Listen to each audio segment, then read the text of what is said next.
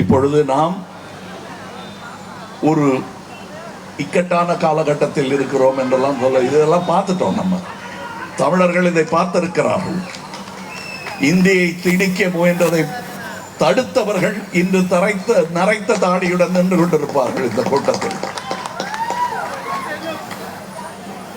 மொழிக்காக உயிரையே விட்டுருவீங்களான்னா விட்டுருக்காங்க தமிழ்நாட்டில். அந்த விஷயத்தோட விளையாடாதீங்க.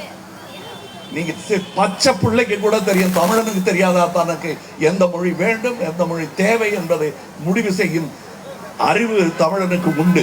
பச்சை குழந்தைக்கே உண்டு. அளவுக்கு மீறி தாயார் உணவு ஊட்டினால் முகத்தை திருப்பிடும், இல்லை துப்பிடும்.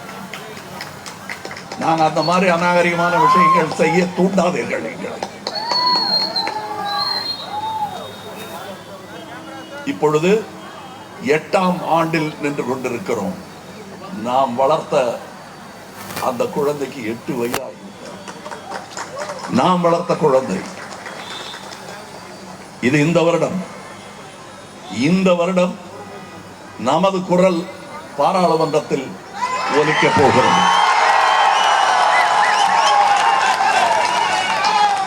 அடுத்த வருடம்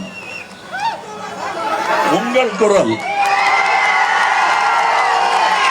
சட்டமன்றத்தில் ஒலிக்க போகிறது. அதற்கு கட்டியம் கூறும் விழாதான் இது. ஒவ்வொரு ஆண்டையும் நாம கொண்டாடி கொண்டே இருக்கலாம். ஆனால் இவையெல்லாம் முக்கியமான தருணங்கள், படிக்கட்டுகள், நாம் ஏறி வந்த படிக்கட்டுகள். மையத்தில் மாணவர்கள் இணைந்து கொண்டிருக்கிறார்கள்.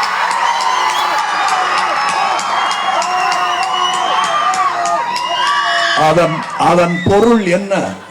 மாணவர்கள் நம்முடன் இணைந்து விட்டால்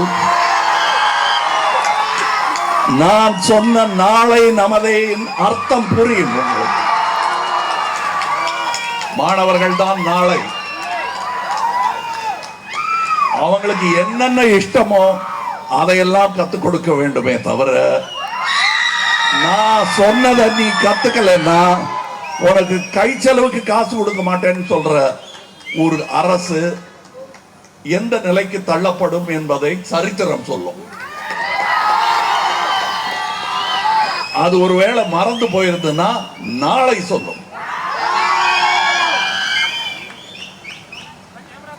மாற்றத்திற்கு தயாராக உங்களை தகுதி உள்ளவர்களாக்கிக் கொள்ளுங்கள் என்பதை நான் 1ஆம் ஆண்டிலிருந்து சொல்லிக் கொண்டிருக்கிறேன்.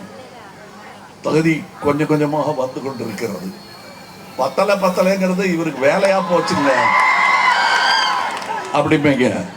பத்தலை தான்.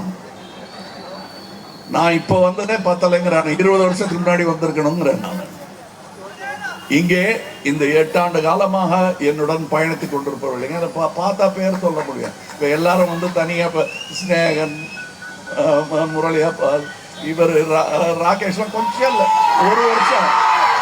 ஒரு வருஷம் லேட்டா வந்தாரு. என்ன ஒண்ணுமே செய்ய விட மாட்டேங்கிறாங்க. என்ன பண்ண போறீங்க அப்பா, என்னை காப்பாத்துறேன்னு சொன்ன. இன்னைக்கு தன்னுடைய பொட்டன்ஷியல் என்ன என்பதை அவர் உணர்ந்து கொண்டிருக்கிறார்.